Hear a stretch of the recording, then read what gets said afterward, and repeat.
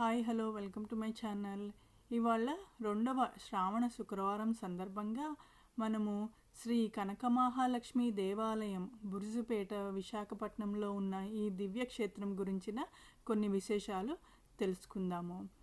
అమ్మవారిని కొలవటం వల్ల భక్తులకు అష్టైశ్వర్యాలు అలాగే సంతాన ప్రాప్తి లభిస్తుందిట.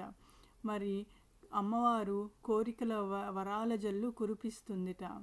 అమ్మవారు విశాఖరాజుల ఇలవేల్పు. విశాఖరాజులు ఈవిడిని విలవేల్పుగా కొలిచేవారు.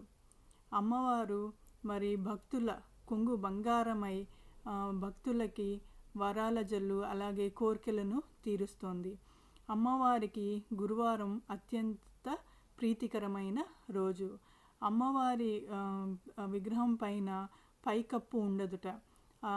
ఆ పైకప్పు ఉట్టి కొబ్బరి మట్టలతో మరి వారు కప్పి ఉంచుతారట. ఎందుకంటే అమ్మవారు భక్తుడికి కలలో కనిపించి నాకు పంచభూతాలు నిరంతరం తనని సేవిస్తూ ఉండాలని చెప్పిందట. అందుకని పైకప్పు లేకుండా ఉట్టి కొబ్బరి మట్టలతో పైన కప్పబడి ఉంటుందట.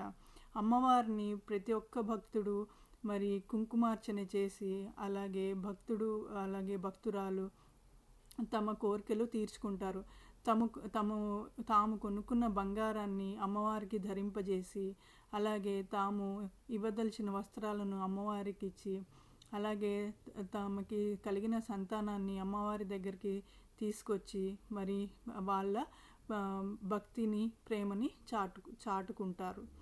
అట్లా అమ్మవారు భక్తులకి మరి వారి కోరికలు తీరుస్తూ మరి వారికి ప్రసన్నంగా ఉంటుంది. అమ్మవారు మార్గశీర్ష మాసంలో ప్రత్యేక పూజలు అందుకుంటుంది. భక్తులు మండల దీక్ష చేపడతారట. అత్యంత కఠోరమైన నిష్ఠతో మండల దీక్షని చేపట్టి అమ్మవారిని ప్రసన్నం చేసుకుంటారు. అలాగే అమ్మవారి నవరాత్రులు చాలా చెప్పుకోదగ్గవి. ఇక్కడ అమ్మవారికి నవరాత్రుల్లో 1,00,000 కుంకుమార్చన, 1,00,000 గాజులు, 1,00,000 చామంతులు, 1,00,000 కలువ పూలు, అలాగే 1,00,000 తులసి, పసుపు కొమ్ములు అలా అమ్మవారికి చెప్పలేనంత భక్తి ప్రపత్తులతో మరి పూజలు చేస్తారట.